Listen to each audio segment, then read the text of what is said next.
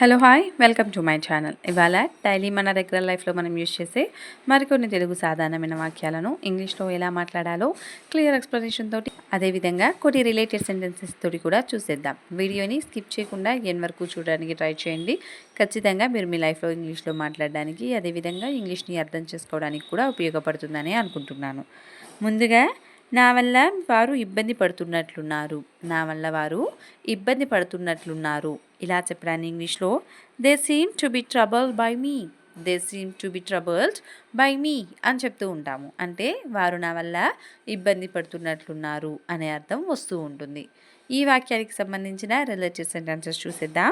I hope my arrival has not caused you any trouble. I hope my arrival has not caused you any trouble. అంటే నేను రావడం మీకు ఇబ్బందిగా లేదని నేను అనుకుంటున్నాను, లేదా నేను రావడం మీకు ఇబ్బంది కలిగించలేదని నేను అనుకుంటున్నాను. ఇలాంటి అర్థాలు వస్తూ ఉంటాయి. ఐ హోప్ అంటే నేను అనుకుంటున్నాను అని.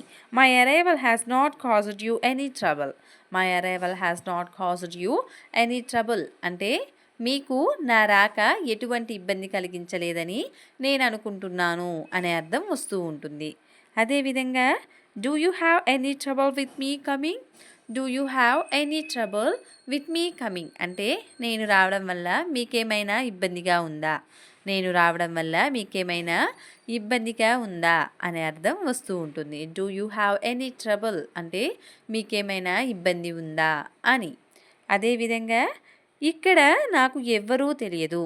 ఇక్కడ నాకు ఎవ్వరూ తెలియదు. ఇలా చెప్పడాన్ని ఇంగ్లీష్లో I don't no any one here. I don't no any one here అని చెప్తూ ఉంటాము. అంటే నాకు ఇక్కడ ఎవరు తెలియదు అని. ఇదే వాక్యాన్ని మనం మరోలా I know no one here. I know no one here అని కూడా అంటూ ఉంటాము. అంటే నాకు ఇక్కడ ఎవరు తెలియదు అనే అర్థమే వస్తూ ఉంటుంది. ఈ వాక్యానికి సంబంధించిన రిలేటెడ్ సెంటెన్సెస్ చూసేద్దాం. If I had known someone here this work would have been done sooner.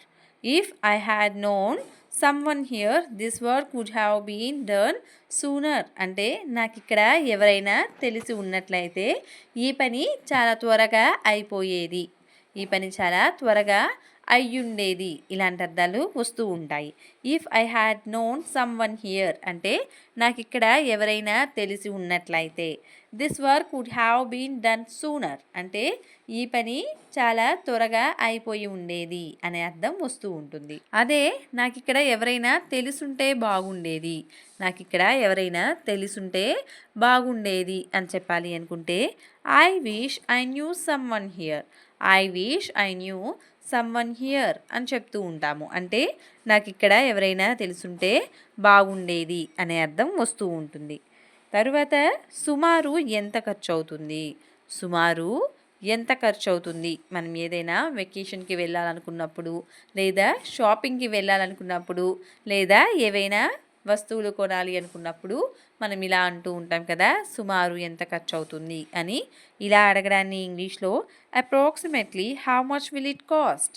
Approximately how much will it cost అని అంటూ ఉంటాము. అంటే దాదాపుగా లేదా సుమారుగా ఎంత ఖర్చు అవుతుంది అనే అర్థం వస్తూ ఉంటుంది. అప్రాక్సిమేట్లీ అంటే దాదాపు లేదా సుమారు అనే అర్థం వస్తుంది. ఈ వాక్యానికి సంబంధించిన రిలేటెడ్ సెంటెన్సెస్ చూసిద్దాం. It cost a lot to buy all these అంటే ఇవన్నీ కొనడానికి చాలా ఖర్చు అవుతుంది. ఇవన్నీ కొనడానికి చాలా ఖర్చు అవుతుంది అనే అర్థం వస్తూ ఉంటుంది. అదేవిధంగా I cannot afford the cost of buying all these things. I cannot afford the cost of buying all these things అంటే ఈ వస్తువులన్నీ కొనడానికి అయ్యే ఖర్చుని నేను భరించలేను.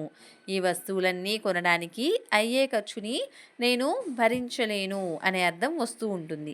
I cannot afford the cost of buying all these అంటే ఇవన్నీ కొనడానికి అయ్యే ఖర్చుని నేను భరించలేను. ఐ కెనాట్ ఎఫోర్డ్ అంటే నేను ఎఫోర్డ్ చేయలేను లేదా నేను భరించలేను. ఇలాంటి అర్థాలు వస్తూ ఉంటాయి. తర్వాత నేను ఎందుకు చెప్పాలి. నేను ఎందుకు చెప్పాలి. మనం మన లైఫ్లో ఈ వాక్యాన్ని ఎక్కువగా అంటూనే ఉంటాం కదా. ఇలా చెప్పడాన్ని ఇంగ్లీష్లో why should I say. Why should I say అని చెప్తూ ఉంటాము. అంటే నేనెందుకు చెప్పాలి అనే అర్థం వస్తూ ఉంటుంది. దీన్నే మనం మరోలా why do I have to tell, why do I have to tell అని చెప్తూ ఉంటాము. అంటే కూడా నేనెందుకు చెప్పాలి అనే అర్థమే వస్తూ ఉంటుంది. ఈ వాక్యానికి సంబంధించిన రిలేటెడ్ సెంటెన్సెస్ చూసేద్దాం. Why do I have to tell them all my things, why do I have to tell them all my things అంటే నేను వారికి నా విషయాలన్నీ ఎందుకు చెప్పాలి, నేను వారికి నా విషయాలన్నీ ఎందుకు చెప్పాలి అనే అర్థం వస్తూ ఉంటుంది. Why do I have to tell them అంటే నేను వారికి ఎందుకు చెప్పాలి, ఆల్ మై థింగ్స్ అంటే నా విషయాలన్నీ అని. అదే నా గురించి వారందరికీ ఎందుకు తెలియాలి, నా గురించి వారందరికీ ఎందుకు తెలియాలి అని చెప్పాలి అనుకుంటే why should they all know about me, why should they all know about me అని చెప్తూ ఉంటాము. అంటే వారందరికీ నా గురించి ఎందుకు తెలియాలి అనే అర్థం వస్తూ ఉంటుంది. తర్వాత నాకు అంత టేస్ట్గా అనిపించలేదు, నాకు అంత టేస్ట్గా అనిపించలేదు ఇలా చెప్పడాన్ని ఇంగ్లీష్లో it didn't taste that good to me, it didn't taste that good to me అని చెప్తూ ఉంటాము. అంటే నాకు అంత టేస్ట్గా ఏమీ అనిపించలేదు అని.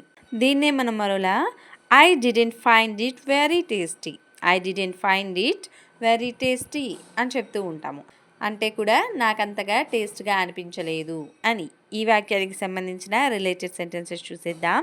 I didn't find her cooking as tasty as you said, I didn't find her cooking as tasty as you said అంటే ఆమె వంట నువ్వు చెప్పినంత టేస్టీగా నాకు అనిపించలేదు, నువ్వు చెప్పినంత టేస్టీగా ఆమె వంట నాకు అనిపించలేదు అనే అర్థం వస్తూ ఉంటుంది. అదేవిధంగా I don't think her cooking taste as good as you said, I don't think her cooking taste as good as you said అంటే ఆమె వంట నువ్వు చెప్పినంత టేస్టీగా ఉంటుందని నేను అనుకోవట్లేదు, ఆమె వంట నువ్వు చెప్పినంత టేస్ట్గా ఉంటుందని నేను అనుకోవట్లేదు. ఐ డోంట్ థింక్ అంటే నేను అనుకోవట్లేదు అనే అర్థం వస్తూ ఉంటుంది. తరువాత నాకు ఒంట్లో ఏదో తేడాగా అనిపిస్తుంది, నాకు ఒంట్లో ఏదో తేడాగా అనిపిస్తుంది ఇలా చెప్పడాన్ని ఇంగ్లీష్లో I feel something different in my body, I feel something different in my body అని చెప్తూ ఉంటాము. అంటే నాకు ఒంట్లో ఏదో తేడాగా అనిపిస్తుంది అనే అర్థం వస్తూ ఉంటుంది. అదే నాకు ఒంట్లో బాగాలేదు, నాకు ఒంట్లో బాగాలేదు అని చెప్పాలి అనుకుంటే I'm not feeling well, I'm not feeling well అని చెప్తూ ఉంటాము. ఈ వాక్యానికి సంబంధించిన రిలేటెడ్ సెంటెన్సెస్ చూసిద్దాం. I don't know why I feel so lethargic so I go to the hospital once, I don't know why I feel so lethargic so I go to the hospital once అంటే నాకు చాలా నీరసంగా ఎందుకు అనిపిస్తుందో తెలియట్లేదు, నేను ఒకసారి హాస్పిటల్కి వెళ్తాను, చాలా నీరసంగా ఎందుకు అనిపిస్తుందో తెలియట్లేదు, నేను ఒకసారి హాస్పిటల్కి వెళ్తాను అనే అర్థం వస్తూ ఉంటుంది. I don't know why I feel so lethargic అంటే చాలా నీరసంగా ఎందుకు ఉంటుందో లేదా ఎందుకు అనిపిస్తుందో నాకు తెలియదు అని. ఇక్కడ లెథార్జిక్ అంటే నీరసంగా అనే అర్థం వస్తూ ఉంటుంది. కొన్ని సందర్భాల్లో లెథార్జిక్ అంటే బద్ధకంగా అనే అర్థం కూడా వస్తూ ఉంటుంది. So I go to the hospital once, so I go to the hospital once అంటే కాబట్టి నేను ఒకసారి హాస్పిటల్కి వెళ్తాను అని.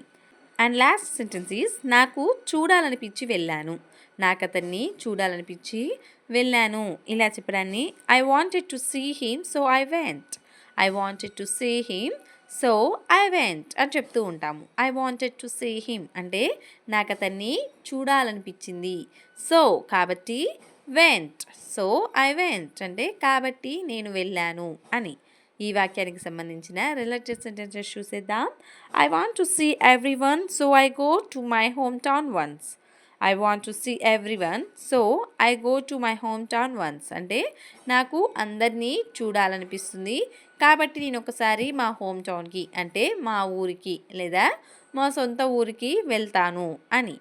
అదేవిధంగా I don't feel like staying here so I will go to my home town, I don't feel like staying here so I will go to my home town అంటే నాకు ఇక్కడ ఉండాలనిపించడం లేదు కాబట్టి నేను మా ఊరికి లేదా మా సొంత ఊరికి వెళ్తాను అని. I don't feel like staying here అంటే నాకు ఇక్కడ ఉండాలనిపించడం లేదు, నాకు ఇక్కడ ఉండాలనిపించడం లేదు అనే అర్థం వస్తూ ఉంటుంది.